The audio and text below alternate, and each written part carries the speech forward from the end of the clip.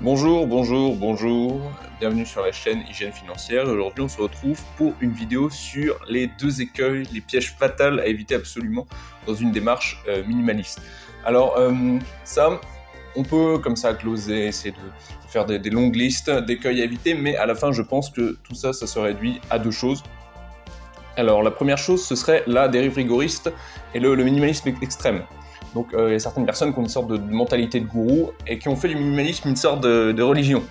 Ils se définissent, moi je suis minimaliste, et ils imposent une sorte de morale comme ça extrêmement stricte. Voilà, il faut se débarrasser de tout cela. Tu as trop de ceci, tu dois te débarrasser de ça.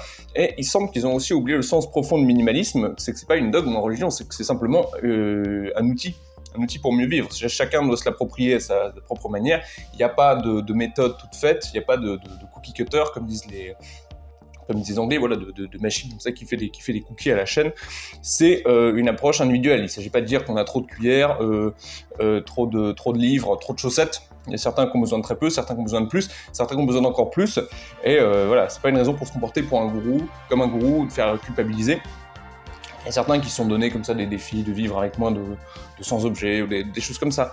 Alors c'est peut-être intéressant d'un point de vue théorique si on est une sorte de survivaliste, de militaire ou de clochard, je ne sais quoi. Mais c'est assez invivable. Et ce qui me fait dire que le minimalisme extrême est invivable, c'est que ça a été la grande mode sur Internet pendant un moment. On se rappelle les vidéos comme ça avec des titres chocs, je vis avec 93 objets, des choses comme ça. Mais la plupart des gens en sont revenus en fait. Même une femme asiatique qui a écrit un livre très connu qui s'appelait Marie Kondo et qui a élaboré comme ça toute une méthode pour désengorger sa vie. En fait, elle est revenue de ces méthodes-là quand elle a eu un enfant en fait, c'est-à-dire au contact du réel, au contact du concret, elle est revenue à ça. Et pareil comme ça, alors c'est vrai qu'esthétiquement c'est assez intéressant de voir des sortes d'appartements comme ça totalement vides avec simplement une sorte de petit futon par terre. Bon, esthétiquement ça peut être intéressant. Une sorte de vue comme ça très très très minimaliste des choses, mais concrètement c'est pas viable, et ce qui fait que il faut pas fantasmer sur le minimalisme extrême, puisque en fait la plupart des gens qui le promeuvent vont très très bientôt arrêter. très bientôt arrêter, c'est simplement une sorte de mode qui leur passera, et ils risquent de jeter le bébé avec l'eau du bain en fait. C'est ça le danger, c'est que finalement ils risquent de décrédibiliser le minimalisme à cause de leurs excès.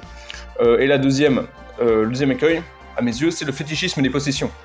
Il y a certains minimalistes qui vivent avec peu, mais ils sont tellement attachés à ce peu de possessions que c'est devenu des sortes de matérialistes. Il y a une histoire vraie que j'avais entendue quelque part, j'ai plus la source, mais bon, peu importe même si c'est faux, d'un minimaliste qui s'est retrouvé désemparé lorsqu'il a appris que le modèle de t-shirt qu'il mettait en permanence n'était plus fabriqué. C'est qu'un t-shirt, on s'en fout. Mais c'était le modèle qu'il avait pris, là, il avait étudié comme ça, il fallait que le t-shirt soit comme ci, soit comme ça, que la coupe, la longueur, la couleur, qu'il fasse comme ci au lavage, etc. Et que finalement, le jour où il a appris que ce t-shirt n'était plus fabriqué, il est vraiment tombé dans il est vraiment désemparé, c'était très violent pour lui. Et c'était qu'un t-shirt, hein, il faut se calmer quand même. Donc l'objectif du minimalisme, c'est quand même d'arriver à un relatif détachement de nos possessions. Alors c'est facile à dire, moi si demain quelqu'un me vole mon vélo, ça m'énervera beaucoup. Mais c'est d'arriver à une forme de détachement. Et donc arriver à l'exact inverse, c'est-à-dire à un fétichisme des possessions, ça n'a à mes yeux à peu près aucun sens. Donc voilà, j'espère que cette vidéo aura pu être intéressante. C'est intéressant de comprendre ces deux dérives, puisqu'il ne s'agit pas de suivre à la lettre une recette, mais de trouver sa propre recette, son propre minimalisme. On a tous des objectifs, des ambitions, des modes de vie. Et ce qui peut être bon pour un, peut être mauvais pour quelqu'un d'autre. Donc il ne s'agit pas de s'imposer une contrainte, il ne s'agit pas d'imiter, mais il s'agit de créer sa vie et d'améliorer sa vie en utilisant des principes généraux. Pour moi, c'est comme ça que je vois le minimalisme. Voilà, j'espère que cette vidéo aura pu vous intéresser. D'autres vidéos arrivent, n'hésitez pas à laisser des commentaires, à laisser des pouces vers le haut, évidemment. Et je vous dis à très bientôt. Au revoir.